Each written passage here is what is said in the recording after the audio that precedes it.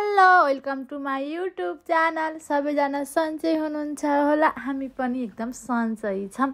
मैले चाहिँ voice edit गरेर भिडियो बनाउँदैछु किनभने यो चाहिँ एयरपोर्टभित्र भएको भएर भोइस चाहिँ त्यो आउँदैन नि त आवाजै, त्यही भएर हामी चाहिँ फ्यामिली टुरमा जाँदैछौँ। यो चाहिँ हाम्रो ओकिनावा टु फुकुओका। यी चाहिँ हामी को हुन् त भन्दा राजकुमारी, उनी आफ्नै पारामा हिँड्दै छिन्।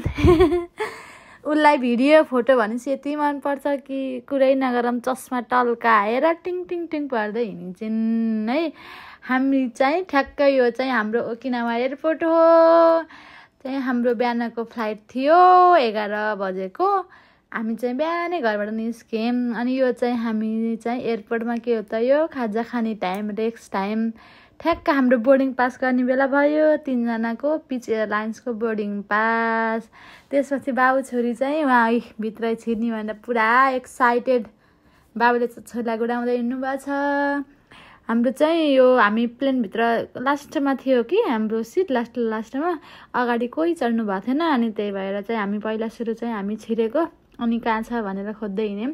लास्टमा थियो, अरू पछि चाहिँ मान्छे भोलिँदै गए। त्यसपछि चाहिँ हाम्रो चाहिँ यहाँ एयरलाइन्सका केटीहरू एयर होस्टेज हाँस्दै बसेछन्। कस्तो राम्रो भ्यू देख्यो नि यो किनाबाट आनाले।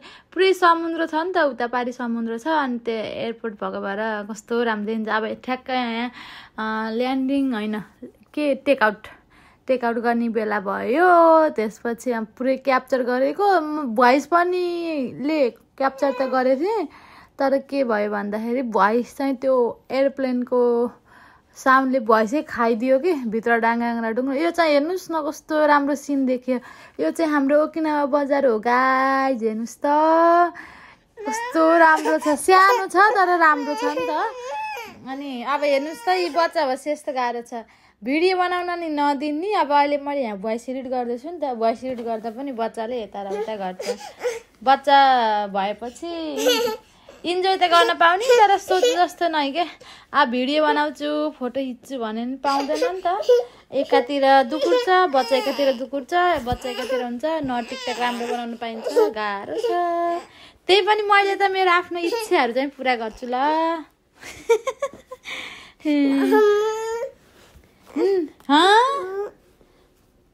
अनि त्यसपछि यस्तै छ गाइज, के गर्नु गाह्रो छ। अब यो चाहिँ माथि बादल उठेको है। आज यता नजिकै हो नि त हाम्रो ट्राभल, अनि त्यही भएर अब धेरै खासै बादल देखिएन। अब हामी चाहिँ यता आइपुग्यो। यो चाहिँ हाम्रो फुकुओकाको आकाश है गाइज। कत्रो ठुलो देखियो कि बजार एरिया हेर्नु न कत्रो ठुलो छ। अब प्लेनबाटै लिँदाखेरि त यत्रो धेरै के अरे एरिया छ नि त। यो त अझ एयरपोर्टतिरको एरिया मात्रै, अझ यो बजार एरिया त कता हो कता। कत्रो ठुलो देखेको क्या एरिया नि। यो जता हेरे घर यस्तो। अब यता चाहिँ ठुलो बिल्डिङहरू यताउता देखिएछ नि त यहीँबाट नि। वहाँ चाहिँ यस्तो ठुलो बिल्डिङहरू देखिँदैन। अनि मैले चाहिँ बाटोमा के देखेँ भन्दा यता चाहिँ त्यो फार्महरू के खेतीयोग्य जमिन चाहिँ मैले धेरै देखेँ। यो चाहिँ मेन बजार भयो। बजारमा चाहिँ अब यस्तो घरहरू छ कि उता अलि जङ्गल साइडमा चाहिँ खेतीयोग्य जमिन के। अब यता त बिचमा त कहाँ खेतीयोग्य जमिन हुन्छ, जताततै घर है। अब यस्तो यो एयरपोर्टको त्यो के अरे रेलहरूको लाइनहरू पनि बाहिर खासै देखिनँ मैले चाहिँ। किनभने यहाँ चाहिँ जमिन मुनिहरू धेरै हिँड्दो रहेछ। तल लाइनहरू सबै तल रहेछ। माथि त मैले त्यो रेलहरू हिँड्ने लाइनै देखिनँ भने नि हुन्छ। ठ्याक्क हाम्रो यहाँ चाहिँ टेकिन गर्ने बेला भयो। यो चाहिँ फुकुओका एयरपोर्ट हो गाइज, हेर्नुहोस् त। मैले एयरपोर्ट त खासै ठुलो जस्तो देखिनँ, किनभने खोइ अब अन्त नगएर हो कि। ठ्याक्क ल्यान्डिङ गऱ्यो त्यो पार्किङ एरियामा लग्यो। अरू त एरिया त ठुलो होला, तर अब हामी फर्स्ट टाइम भएको भएर नि मैले त्यहाँभित्र चाहिँ देखिनँ।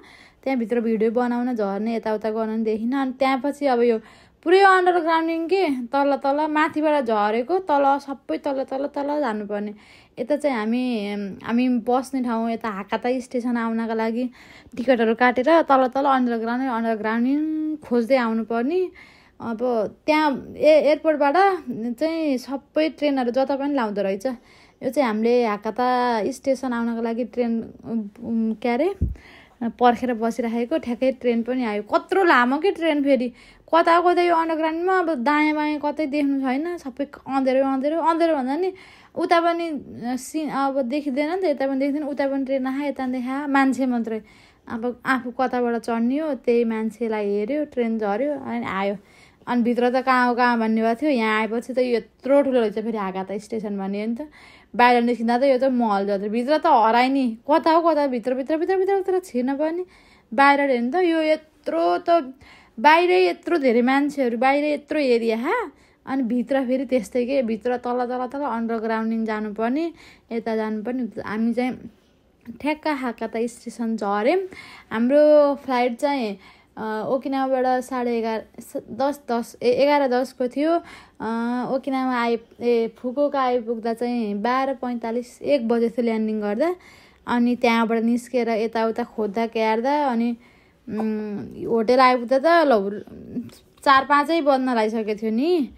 अनि यो चाहिँ हाम्रो होटेल तोयो होटेल भन्ने थियो। अनि यो चाहिँ हाम्रो होटेल भयो।